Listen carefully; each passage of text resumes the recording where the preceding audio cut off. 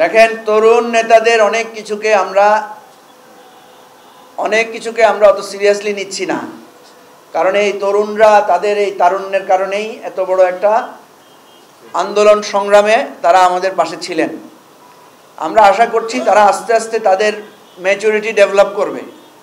আমি তো আপনাকে ইঙ্গিতে বলেছি যে এই ধরনের আলোচনা অনেক রাজনৈতিক নেতাদের সাথে মাননীয় সেনাবাহিনী প্রধানের হয়েছে। কেউ তো এটা পাবলিকলি এনে এই ধরনের হাইপ তৈরি করে নাই, ঠিক আছে? হাসনাতকে বিভিন্ন জন জিজ্ঞেস করেছে যে আপনি এটা কেন করলেন।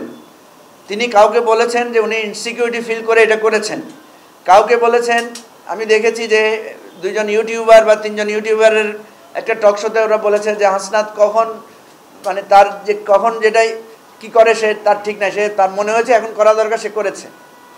তো সেই জন্য আমরা এই জন্য আহ্বান জানাচ্ছি যে রাজনৈতিক এতদিন তারা ছিলেন ছাত্র জনতার কণ্ঠস্বর আকারে, এখন কিন্তু একটা রাজনৈতিক দলের সদস্য। রাজনৈতিক দলের সদস্যদেরকে অত্যন্ত বিবেচনাপ্রসূত হতে হয়, অত্যন্ত চিন্তাশীল হয়ে কাজ করতে হয়। আমি এই জন্য আমাদের দলের মধ্যেও আপনারা জানেন ব্যারিস্টার ফুয়াদের একটা বক্তব্য নিয়ে আগেও একটা আলোচনা হয়েছিল। আমরা কিন্তু আমাদের দলের ভেতরে ব্যারিস্টার ফুয়াদকে আমরা শোকজও করেছিলাম। বিজয় দিবসের 16ই ডিসেম্বর বিজয় দিবস অন্য সময়ে করার একটা বক্তব্য উনি রেখেছিলেন। পরে উনি আমাদের দলের কাছে ক্লারিফিকেশনও করেছেন যে এটা ওনার ব্যক্তিগত অভিমত ছিল এবং এটার উনি কিছু ব্যাখ্যাও দিয়েছেন। সুতরাং আমি মনে করি রাজনৈতিক নেতৃবৃন্দের বক্তব্য অনেক বেশি সতর্কতার সাথে দায়িত্বশীলতার সাথে দিতে হবে। এটা আমি নতুন রাজনীতিবিদ যারা হয়েছে আমাদের ভাই বন্ধু এবং আমাদের এই অবিস্মরণীয় মুক্তি আন্দোলনের নেতা তাদের কাছে আমার এটা অনুরোধ থাকবে আপনার মাধ্যমে। আমরা একটা শোনা কথা শুনেছি যে প্রফেসর ইউনূস সেনাবাহিনীকে বলেছেন আপনারা চালাইতে পারলে আপনারা চালান, নিয়ে যান। সেনাবাহিনীর সিনিয়ররা বলেছেন যে না, দেশের এই পরিস্থিতি, এই দেশ আমাদেরকে চালানো সম্ভব না। এ দ্বারা কি বোঝা যাচ্ছে?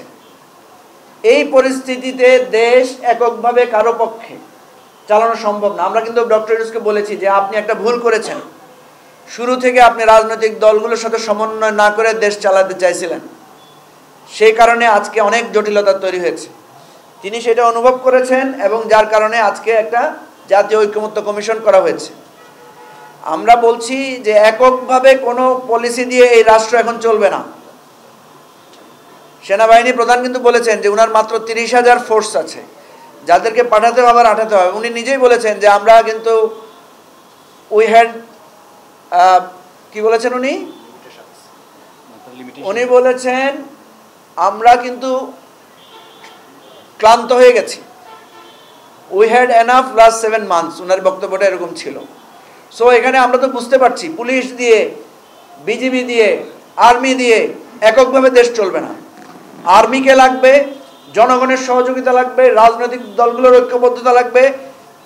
ইভেন আমি বলছি যে আওয়ামী লীগ একটা রাজনৈতিক শক্তি হিসাবে আমরা চাই তার শুভবুদ্ধির উদয় হোক। আমরা চাই যে সে তার ফ্যাসিস্ট চরিত্র বর্জন করে, তওবা করে, সে ভুল বুঝে সে আসুক, তাইলে এই দেশটাকে অড়া যাবে। নাইলে সবাই কিন্তু আমাদের এই দেশ আমরা রক্ষা করতে পারবো না, এবং দেশ রক্ষা না হলে এখানে কেউ আমরা সঠিকভাবে শান্তিমতভাবে থাকতে পারবো না। এই জন্য আমি বলছি সবার সহযোগিতা লাগবে, এককভাবে কেউ পারবে না। আমরা বলেছি বিচার, সংস্কার, রিকনসিলিয়েশন, ইলেকশন সবগুলো আমাদের লাগবে, সবগুলোই গুরুত্বপূর্ণ, একটা বাদ দিয়ে আরেকটা হবে না। আওয়ামী লীগ যে খুন করেছে, গুম করেছে, যে লুটপাট করেছে, এই যার টাকা লুট করেছে আমি কি সেটা ক্ষমা করতে পারবো? যার সন্তানকে হত্যা করেছে তার সন্তানের দায়কে আমি ক্ষমা করতে পারবো? আপনারা দেখেছেন যে বিএনপি এবং জামাতের, সম্ভবত জামাতের আমির আওয়ামী লীগকে ক্ষমা করার কথা বলে উনার দলীয় নেতাদের তোপের মুখেও পড়েছেন উনি। কারণ তারা বলেছে যে আপনি তো ক্ষমা করতে পারেন না, যার রক্ত গিয়েছে, যার সন্তান হত্যা হয়েছে সে তো ক্ষমা করতে হবে। আর তারও আগে কথা হচ্ছে ক্ষমা তো চাইতে হবে। এখন পর্যন্ত আওয়ামী লীগের মধ্যে আপনার কোনো ক্ষমার লক্ষণ দেখতে পেয়েছেন? ক্ষমা চাওয়ার কোনো ইঙ্গিত পেয়েছেন? পায় নাই। সেজন্য আমরা বলছি যে তারা যদি তাদের সুষ্ঠু বিচার এবং তারা যদি ভুল বুঝে ক্ষমা চায়, তাহলে একটা রিকনসিলিয়েশন প্রসেস শুরু করার ব্যাপারে আমাদের আহ্বান থাকবে। ব্যারিস্টার ফুয়াদকে কেন গ্রেফতার করা হবে বা কি হবে এই ধরনের কথা তো আমি তো বলেছি, এটা পুরোটাই বোগাস একটা প্রচারণা। এবং আপনি বুঝতে পারেন না কেন আমি বুঝলাম না, কারণ আমি তো স্পষ্ট করে বললাম যে ব্যারিস্টার ফুয়াদের একটা পুরাতন বক্তব্য গত বছরের 5ই আগস্ট, সেই আগস্টের একটা বক্তব্যকে পরিকল্পিতভাবে বিভিন্ন জায়গায় ইনবক্সে পাঠিয়ে একটা উত্তেজনা তৈরি করা হয়েছে, অ্যাজ ইফ ব্যারিস্টার ফুয়াদ এখন বলছেন যে উনি ক্যান্টনমেন্ট উড়িয়ে দেওয়ার আহ্বান জানাচ্ছেন।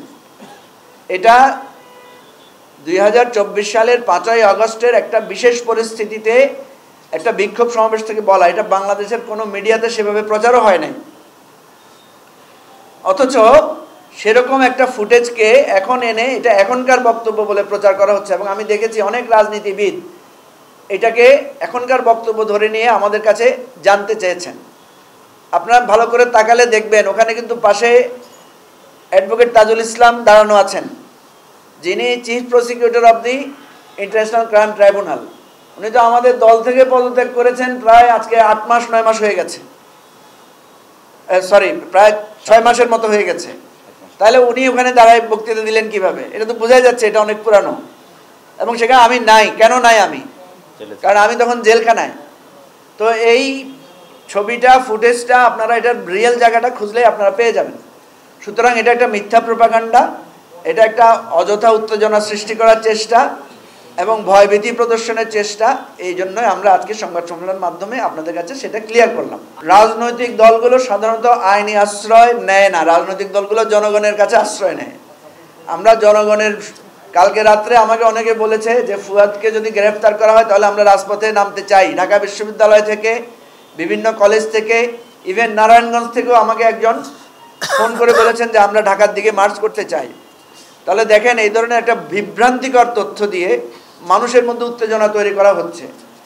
আমরা বলেছি যে এই সমস্ত উত্তেজনা মিথ্যা, গ্রহণ করবেন না। যার কারণে আমি সাথে সাথে ফেসবুকে স্ট্যাটাস দিয়েছি এবং বিভিন্ন মিডিয়াকে, আমাদের মিডিয়া সেলে জানিয়ে দিয়েছি, এবং কয়েকটা টেলিভিশন তখন তাদের স্ক্রলে ওইটা প্রচার করেছে যে এটা একটা বিভ্রান্তিকর মিথ্যা সংবাদ। তো আমরা মনে করি না। আর দ্বিতীয় হচ্ছে, রাজনৈতিক নেতাদের জন্য জেলখানা এটা হচ্ছে দ্বিতীয় বাসস্থান। সুতরাং এটা আমাদের জন্য কোনো ব্যাপার না। আমরা এটার জন্য আইনগত লড়াই এগুলো করব, যদি জেলে যেতে হয় কখনো আবার করব, অসুবিধা নেই।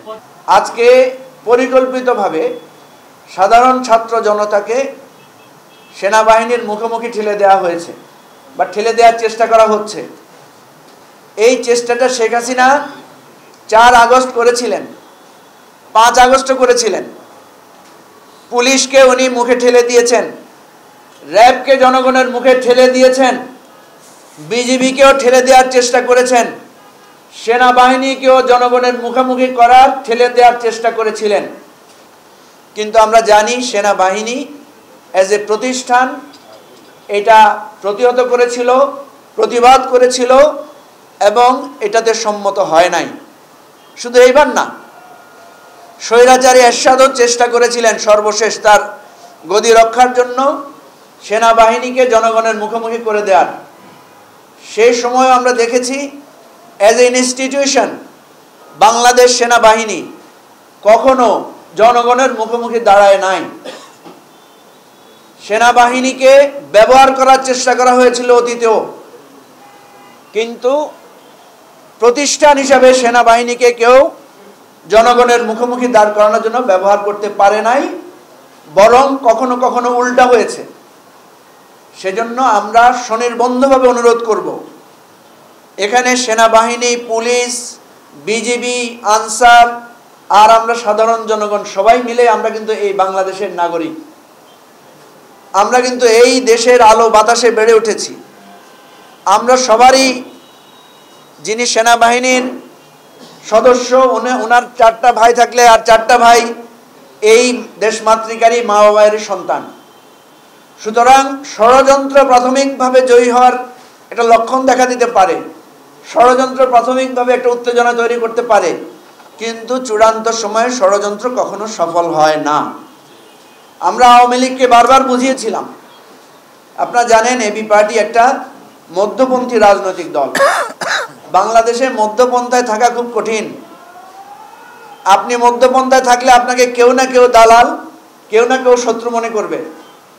আপনাদের মনে থাকার কথা, আমাদের দলের সাধারণ সম্পাদক ব্যারিস্টার ফুয়াদ, উনি একটু আউটস্পোকেন, উনি বিদেশে লেখাপড়া করেছেন, যার কারণে এই বাংলাদেশ সম্পর্কে তার একটা প্রত্যাশা আছে, তার একটা ভালোবাসা আছে, যার কারণে তিনি এই দেশে ফিরে এসেছেন রাজনীতি করার জন্য এবং নতুন ধারার রাজনীতির উনি একজন প্রবক্তা। যার কারণে আমরা দেখি সর্বস্তরে তার একটা কথার গ্রহণযোগ্যতা তৈরি হয়েছে। ভাই, মানুষ যদি 10টা কথা বলে তার 2টা ভুল হইতে পারে না? আপনাদের মনে আছে হাসনাত আব্দুল্লাহ একবার বিএনপির ভারপ্রাপ্ত চেয়ারম্যান তারেক রহমান সম্পর্কে একটা উস্কানিমূলক বা ভিন্ন ইঙ্গিতমূলক একটা বক্তব্য দিয়েছিল। ব্যারিস্টার ফুয়াদ এটার তীব্র প্রতিবাদ জানিয়েছিল। জানানোর পর আমরা দেখলাম যে বিএনপির সর্বস্তরে ব্যারিস্টার ফুয়াদকে সবাই খুব পছন্দ করা শুরু করলেন, সবাই খুব তাকে উৎসাহ দিলেন। পরে আবার আমরা দেখলাম যখন ব্যারিস্টার ফুয়াদ একদিন বিএনপির একটা মিটিংয়ে বিএনপির নেতাদের উদ্দেশ্য করে বলেছেন যে এখনই যদি আপনারা চাঁদাবাজ, সন্ত্রাসীদেরকে, দখলবাজদেরকে নিয়ন্ত্রণ করতে না পারেন তাহলে ক্ষমতায় গেলে কিভাবে নিয়ন্ত্রণ করবেন। এই কথার কারণে ব্যারিস্টার ফুয়াদের বিরুদ্ধে এক শ্রেণীর বিএনপি সমর্থক, উগ্র সমর্থক একটা পক্ষ, একটা গ্রুপ, সবাই না, ব্যাপকভাবে তার বিরুদ্ধে আবার ক্ষোভ প্রকাশ করা শুরু করলেন। তো এই জায়গায় আমরা দেখি, আমরা যখন আমাদের কোনো কথা যখন কারো পছন্দ হয় তখন আমরা বাহবা পাই, যখন কারো একটু পছন্দ হয় না তখন সাথে সাথে তাকে একেবারে শত্রু বানিয়ে ফেলার একটা মনোভাব আছে।